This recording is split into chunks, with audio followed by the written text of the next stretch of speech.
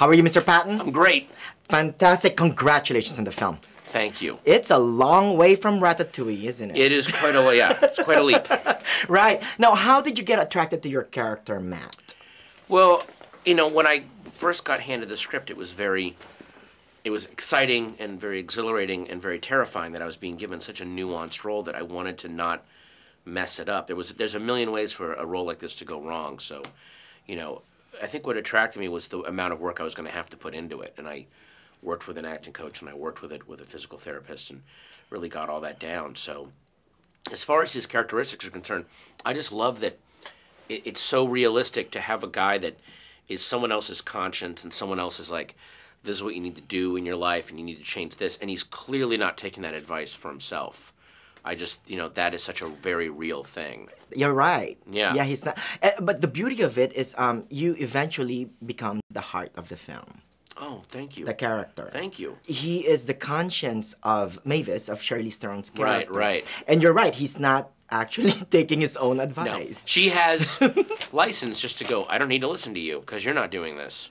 And she's right. Right. And it kind of makes them equals back and forth. The beauty of the film, too, is that all the characters are written, they're all written well, in a well-rounded way. You know? No, I mean, it's, even characters with just a couple of lines, you get a sense of a whole life being lived there. Like your sister. Oh, yeah. So the scene between... She's like the angel of the movie.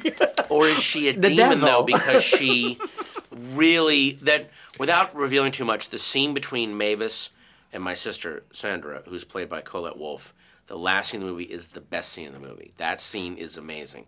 That's my favorite scene in the movie. Me too, I agree. Yeah. I agree. It comes out of nowhere and it blows you away. And your sister, you know exactly who she is without even knowing who she is. Does it make sense? Well, no, she's been like kind of floating around in the background. She's just sort of there. And then you realize she's got this whole life going on in that last scene. It's stunning. I love that scene so much. Right, and it's really about regrets and yearning. Oh, yeah. And do you have any regrets from high school? You know what? No, I don't have any, like, regrets or... Because the thing is, in high school you're a high schooler. It's not realistic. Everything's amped up unnaturally.